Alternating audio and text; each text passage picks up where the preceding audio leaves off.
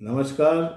आयुर्वेद का खजाना रोज़मर्रा की एवं तमाम बीमारियों से लड़ने के लिए बहुत सारे उपायों से भरा पड़ा है। आज जिस बीमारी के बारे में हम बात करेंगे वो है मधुमेह या डायबिटीज़। इसको आम भाषा में शुगर या शक्कर भी कहते हैं। आज की तारीख में 75 से लेकर के और 80% तक लोगों में ये बीमारी पाई जाती है और ये आगे आने वाले समय में या पिछला अगर हम इसका रिकॉर्ड देखें तो ये लगातार बढ़ रही है। इसका कारण क्या है? इसका कारण देखा जाए तो साइंटिफिकली इसका कारण आज तक किसी को नहीं पता।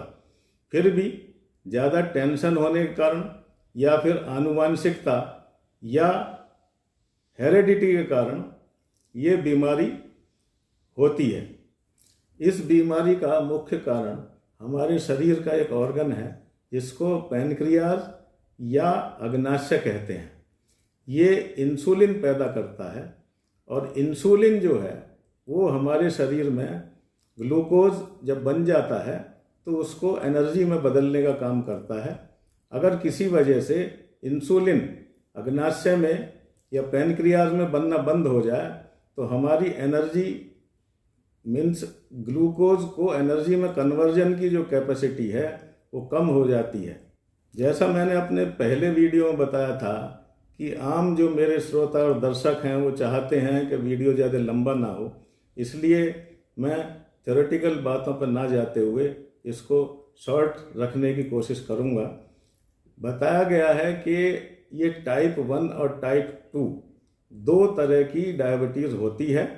टाइप 1 में इंसुलिन बिल्कुल नहीं बनता और टाइप 2 में इंसुलिन कम बनता है और कभी कभी शरीर उसको अडेप्ट कर लेता है, यानी उसका आदी हो जाता है। अब हम बात करते हैं कि इसके लक्षण क्या हैं।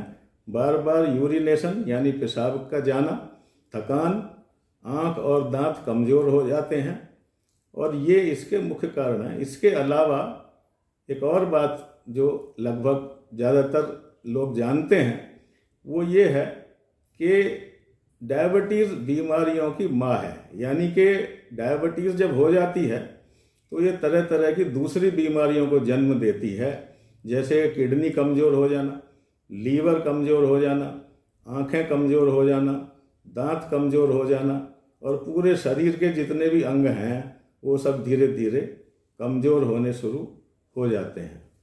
इस बीमारी के बारे में कुछ जानकारी का अभाव भी है। जैसे अधिकांश लोग कहते मिलेंगे कि भाई इस बीमारी में आलू मत खाओ, चावल मत खाओ, शकरकंद मत खाओ, मक्का मत खाओ। क्यों नहीं खाओ? क्योंकि ये सब शरीर में अंदर खाने के बाद सारे के सारे अल्टीमेटली ग्लूकोज में कन्वर्ट हो जाते हैं। यानी कि आप शक्कर खाओ या फिर ये सारी चीज़ें खाओ, बात लगभग एक ही है। लेकिन साथ ये भी सच्चाई है कि अगर हम इन सब को नहीं खाएंगे तो हमारे शरीर को एनर्जी कैसे मिलेगी। तो ये सब हमें खाते रहना ज़रूरी है। क्वांटिटी हम थोड़ा कम कर सकते हैं, बैलेंस कर सकते हैं और अपनी लाइफ स्टाइल को हम बदल सकते हैं, जिसमें कि हमें टेंशन थोड़ा सा कम करके चलना पड़ेगा। अब हम इसके इलाज पर आते हैं। देखा जाए तो इसका इलाज कुछ भी नहीं है। बाहर से इंसुलिन लेना कोई इलाज नहीं है। लाइफ स्टाइल बदलना एक इलाज हो सकता है, लेकिन वो इलाज कम और उपाय ज़्यादा है। अब हम इसमें फिर भी सावधानी के तौर पे मैं आपको बता दूं कि इसमें हमें क्या करना चाहिए, क्या लेना चाहिए, क्या नहीं लेना चाहिए, क्या हमारे सुरक्षित आहार हैं, क्या असुरक्षित आहार हैं, इस पे बात करेंगे। लेकिन उससे पहले मैं फिर वही आपसे एक निवेदन करना चाहूँगा कि मेरे चैनल को सब्सक्राइब करें। जैसा मैंने बताया कि खान पान ही इसका इलाज है। इसमें मेथी दाने का पाउडर आप तैयार कर लें और 4 से 6 ग्राम सुबह उठ करके सर्दियों में गुनगुने पानी के साथ और गर्मियों में ताज़े पानी के साथ इसको आप फंकी ले लें। क्वांटिटी गर्मी और सर्दी के हिसाब से थोड़ा कम ज़्यादा हो सकती है क्योंकि मेथी गर्म तासीर की होती है। इसके अलावा 2 योगासन हैं, जिसमें एक मंडूकासन है और एक प्राणायाम है जो कपाल भारती है। कपाल भारती रोजाना 5 मिनट और मंडूकासन भी रोजाना 5 मिनट। अगर आप ये 3 काम करते रहेंगे, टेंशन थोड़ा कम रखें, मंडूकासन 5 मिनट करें, कपाल भारती 5 मिनट करें और मेथी पाउडर 3 या 4 ग्राम से लेकर के 6 या 7 ग्राम तक रोजाना उसका पाउडर आप 1 महीने तक लें और 1 महीने बाद आप जानेंगे या समझेंगे या देखेंगे कि आपको निश्चित रूप से उसमें फ़ायदा हुआ है। अब इसके बाद हम कुछ सपोर्टिंग ट्रीटमेंट की बात करेंगे। उसमें एक तो वॉकिंग, कम से कम 40 मिनट की ब्रिस्क वॉकिंग रोजाना आपको करनी चाहिए। उसके अलावा अंजीर एक फल होता है, उसके पत्ते, तुलसी के पत्ते, ये रोजाना चबाए जाने चाहिए या फिर इसको पानी में उबाल करके आप इसकी चाय या फिर इसका पानी रोजाना पीते रहें। ये भी 1 महीना करके देखें। उसके अलावा अब मैं आपको सुरक्षित वेजिटेबल्स बताता हूँ जो कि प्रयोग में अधिकांश रूप से लाई जानी चाहिए। इसमें मेथी का साग, सहजन की फली जो मुलायम होती है उसकी सब्जी बनती है, गोभी सभी तरह की, गोभी में ब्रोकली भी आती है, फूल गोभी आती है, पत्ता गोभी आती है, गांठ गोभी आती है।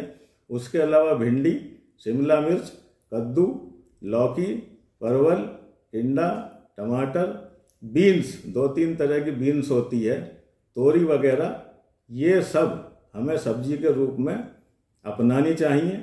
और सैलेड के रूप में खीरा ककड़ी वगैरह का हमें इस्तेमाल करते रहना चाहिए।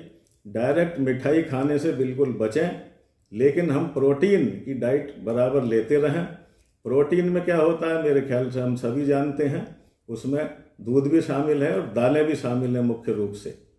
अब ये मोटी मोटी बात इस बीमारी के कारण, इसके निवारण की हो चुकी है और मैं इस वीडियो को ज़्यादा लंबा नहीं करना चाहता जैसा मैंने आपसे वादा किया था, इसलिए हम अभी इसका यहीं पर विराम देते हैं और मैं आपसे फिर निवेदन करूंगा कि मेरे चैनल को सब्सक्राइब करें। बहुत बहुत धन्यवाद।